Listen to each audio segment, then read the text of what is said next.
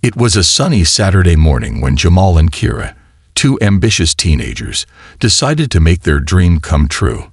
For months, they had been talking about this moment, the moment they would finally step into a high-end luxury car dealership and take a look at the cars they had only seen in magazines and on TV. They had saved every penny from their part-time jobs, doing whatever it took to gather enough money to at least make a down payment on one of those gorgeous cars. Jamal, the more outgoing of the two, was excited, his mind racing with the possibilities. Kira, on the other hand, was a little more reserved but shared the same dream. They had grown up in the city, not surrounded by luxury, but by hard work and hustle. They had always believed that their perseverance and determination would one day lead them to something bigger, something better. Today was going to be their big step toward that dream. The dealership they had chosen was one of the most prestigious in the area, known for selling top-tier cars like Porsches, Ferraris, and Lamborghinis. It was a sleek, modern showroom, with polished floors that gleamed under the bright lights. As they walked through the glass doors, they were immediately struck by the sheer elegance of the place. The cars were immaculate, sitting on display like pieces of art, each one a symbol of luxury and wealth. Jamal and Kira were wide-eyed, taking it all in, feeling both awe and nervousness as they stepped further into the showroom. They approached one of the sales representatives, a sharply dressed man in his early 40s with an air of superiority about him. His suit was crisp, his tie perfectly knotted, and his cologne was overpowering. He looked them up and down as if evaluating whether they belonged there at all. "Can I help you?" he asked, his tone polite but distant, almost as if he didn't expect them to be serious buyers. Jamal, always the brave one, stepped forward. "Yes, we're here to look at some cars. We've been saving up for a while, and we want to see what we can afford," he said with determination. The salesman's eyes narrowed slightly. He glanced at Kira, who was standing beside Jamal, her hands nervously clasped in front of her. He then looked back at Jamal, scanning him in a way that made the teenager feel small and out of place. "Well, we have plenty of high-end vehicles," the salesman said, almost dismissively, "but I don't think you'll be able to afford much here." Jamal's face reddened, and Kira's heart sank.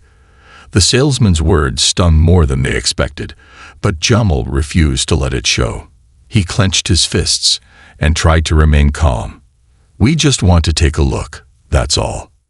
The salesman sighed, his patience already worn thin. "Look, kids, this is a luxury dealership. We're not a place for dreamers. If you don't have the funds or a serious plan, I suggest you leave. There are plenty of other places where you can waste your time." Kira's face went pale, and Jamal felt the heat rise in his chest. The humiliation of being judged based on their appearance, their clothes, and their age was overwhelming. The other customers in the showroom had started to take notice, whispering among themselves, some even chuckling at the scene unfolding. It was as if the two teenagers didn't belong in a place like this. Jamal opened his mouth to protest, but the salesman raised a hand to stop him. "I said, leave. We don't have time for this." Without another word, the salesman turned his back on them and walked away, leaving them standing there in stunned silence. The other staff members and customers watched in discomfort as Jamal and Kira slowly turned around to leave. The words "G out to ours" echoed in their minds, though no one had said them directly. It was as if the dealership itself had rejected them. A place they thought could bring their dreams to life now turned into a nightmare. As they walked toward the exit, Jamal's anger began to boil over. Kira tried to stay calm, but she couldn't help but feel crushed by the weight of what had just happened. The dream that had felt so close just minutes ago now seemed so far away. They stepped outside into the sunlight, the bright blue sky offering no comfort. "Why do people like that always think they know us?" Jamal muttered, his voice low with frustration. Kira didn't answer right away. She just stared at the ground, thinking about the injustice of it all. "I don't know, but we'll show them. We'll make it. One day, we'll be the ones walking through that door, and they'll regret what they did." Jamal nodded, his fists still clenched in determination. The rejection they had faced was bitter, but it only fueled their desire to prove themselves. They were not just going to let this moment define them. No, this was just the beginning. The road ahead would be tough, but they would not stop until their dream was a reality. The ride back home was silent, the weight of the events still hanging heavily in the air.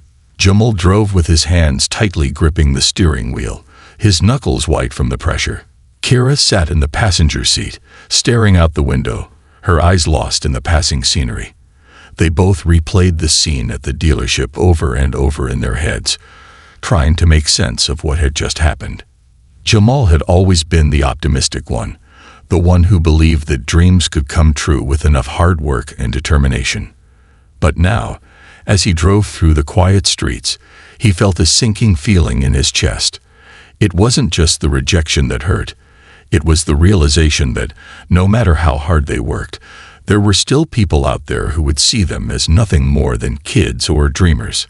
It felt like a punch to the gut, and for the first time, Jamal wasn't sure if he had the strength to keep pushing forward. Kara, on the other hand, felt a deep sense of shame. She had tried to keep her composure at the dealership, but inside, she felt as though they were invisible. They had been judged solely based on their appearance, their clothes, and their age. It wasn't the first time she had experienced something like this, but it was the first time it had hurt so much. She had always believed that if they worked hard enough, if they were just persistent enough, they could break through the barriers that society had set for them. But now, the doubt crept in. "Maybe we weren't meant for this," Kira said quietly, her voice barely above a whisper. Jamal glanced over at her, his heart sinking at the sound of her words. He could feel her frustration, her defeat, but he refused to let it consume them. "Don't say that," Jamal replied, his voice firm but gentle. "We can't give up now. We've come this far. This one setback isn't going to stop us." Kara turned to face him, her eyes tired but searching for something to hold on to. "But how? How do we keep going when people keep telling us we don't belong? How do we keep fighting when it feels like the world is against us?" Jamal was quiet for a moment, his eyes on the road. He thought about the dreams they had shared, the vision of a life where they didn't have to prove themselves to anyone, a life where they could walk into any dealership, any room, and be respected for their hard work, not judged for their appearance. It seemed so far out of reach now. The sting of rejection still burned, and for a moment, Jamal didn't have an answer. Then something shifted within him. He remembered the promise they had made to each other when they first started working toward their goals. They had promised that no matter what, they would never give up. They would face every challenge head-on and prove to the world that they were capable of achieving anything they set their minds to. That dream hadn't changed just because of one person's judgment. The journey wasn't going to be easy, but they couldn't let this defeat be the end of their story. "We've been knocked down," Jamal said finally, his voice filled with conviction. "But this isn't where our story ends. It's just a part of it. We have a long way to go, and this is just the beginning." Kara looked at him, her eyes searching his face, trying to find the same determination that he had. She could see it there, his unwavering belief that they could overcome anything if they just kept going. Slowly, a spark of hope began to return in her own heart. She had always believed in Jamal, but now she needed to believe in herself too. "You're right," Kira said, her voice stronger now. "This isn't over. We'll find a way. We won't let them stop us." The car was quiet for a few moments, the hum of the engine filling the space between them. Jamal knew that their journey wasn't going to be easy, but he also knew that they had something stronger than rejection or doubt. They had each other. They had a bond built on shared dreams and mutual respect. And as long as they had that, they could keep moving forward. As they pulled up to Kira's house, Jamal parked the car, and they both sat there for a moment, taking it all in. The weight of the day still hung in the air, but something had shifted between them. They weren't just two teenagers who had been turned away from a dealership. They were two teenagers with a purpose, with a dream that was still alive. "We'll make it," Jamal said, his voice steady. Kara nodded, a small smile playing at the corners of her lips. Yeah, we will. As Kara got out of the car and walked up to her front door, Jamal watched her go. He knew that tomorrow was a new day, and that with every step, they would be closer to making their dreams come true. This wasn't the end. It was just a bump in the road.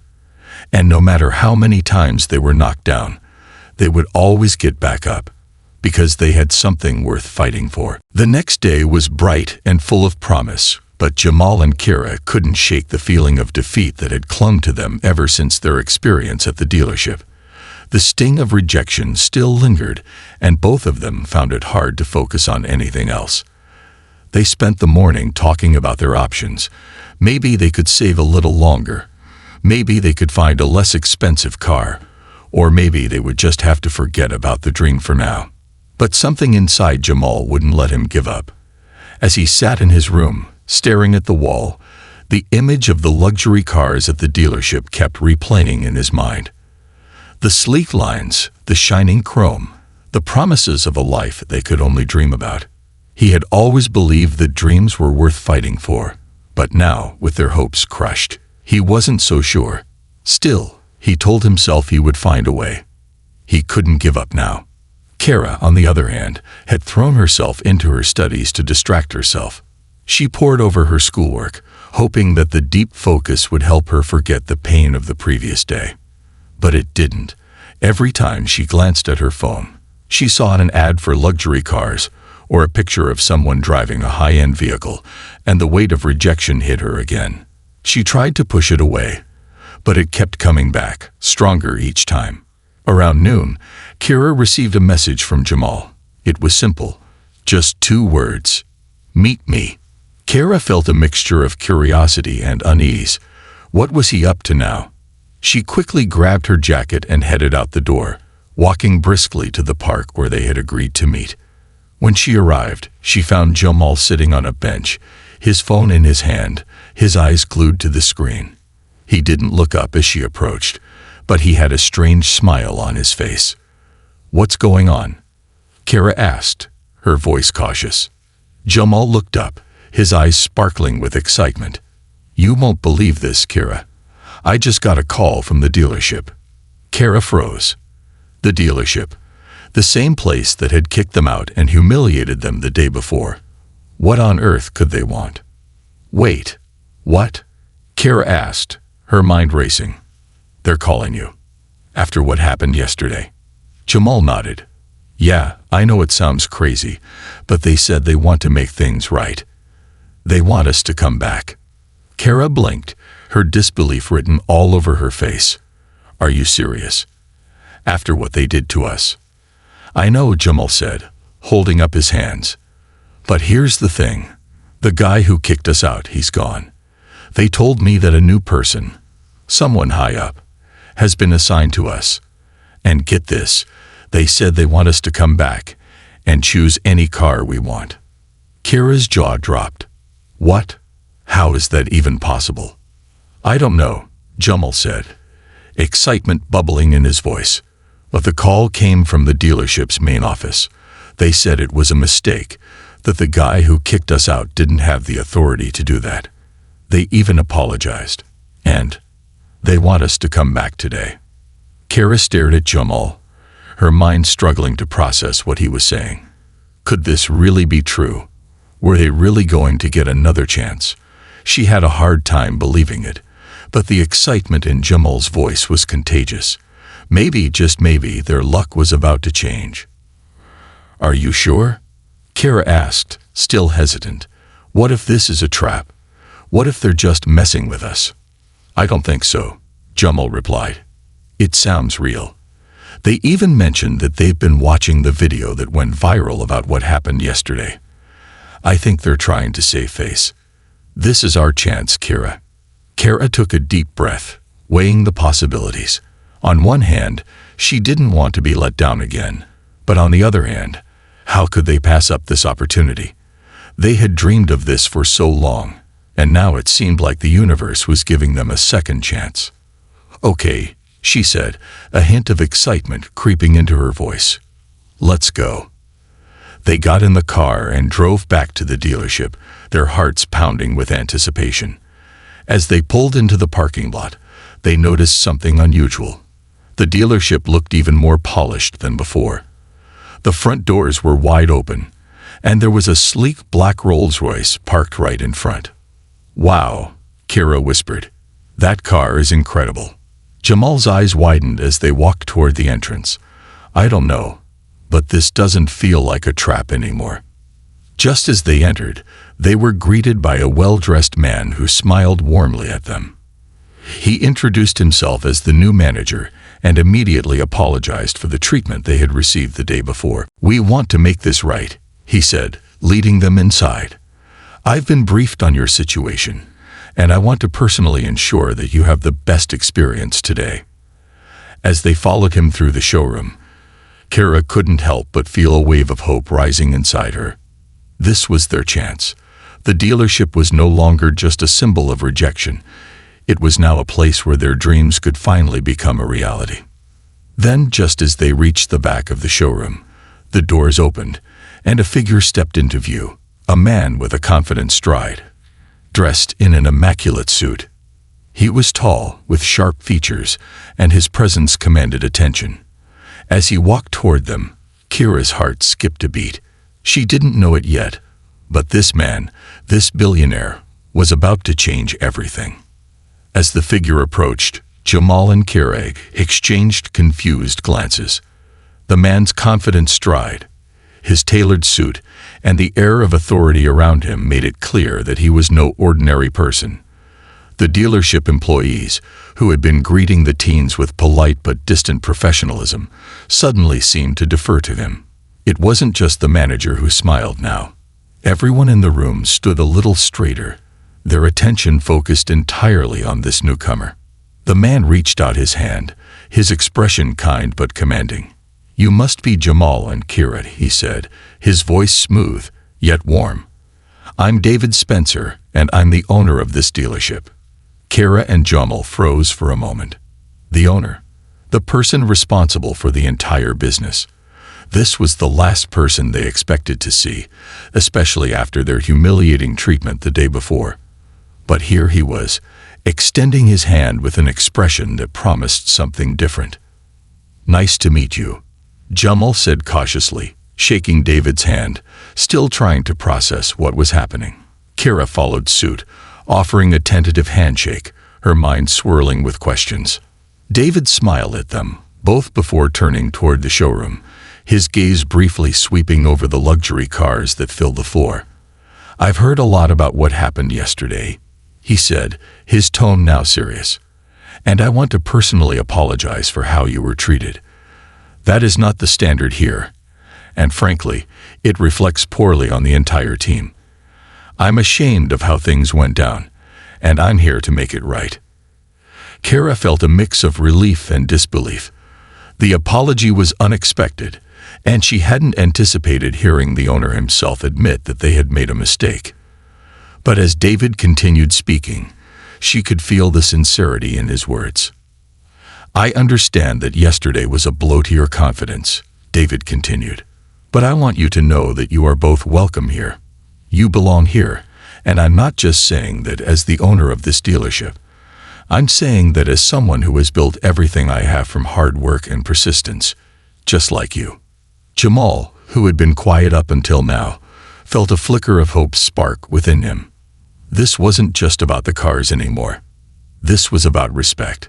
This was about being seen for who they were, not judged based on appearances or preconceived notions.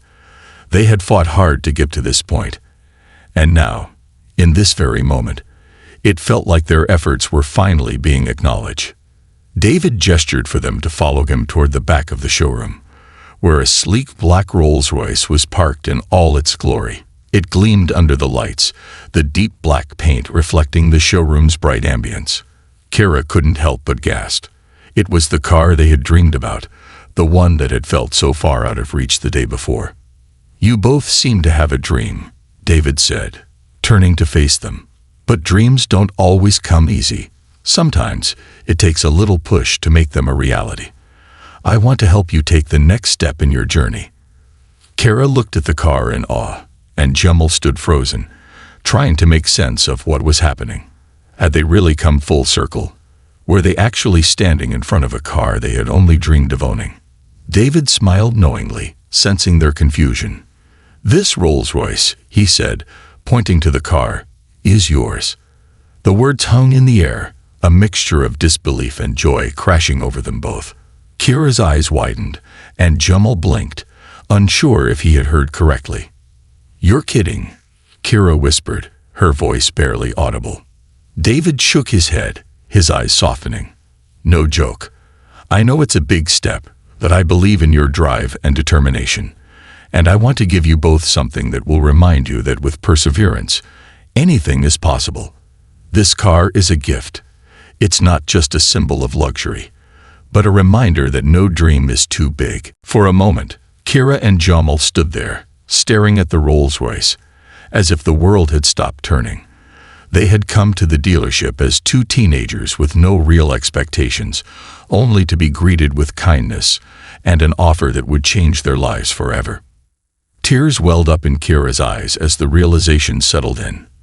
This wasn't just about a car. It was about validation. It was about someone recognizing their worth and showing them that they didn't have to settle for anything less than what they dreamed of. Jamal finally found his voice.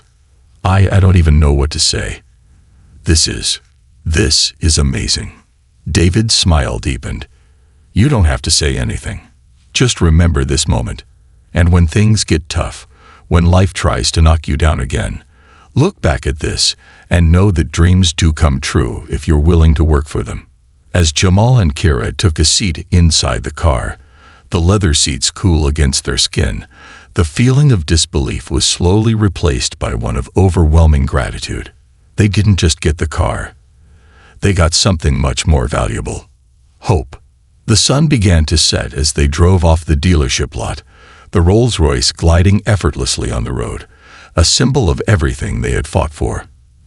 They weren't just two teenagers anymore. They were dreamers, believers, and now they were living proof that no matter how many times you're knocked down, you can always rise again. And as they drove into the evening, Kira turned to Jamal and said with a smile, "This is just the beginning." Jamal nodded, his heart full. The beginning of everything.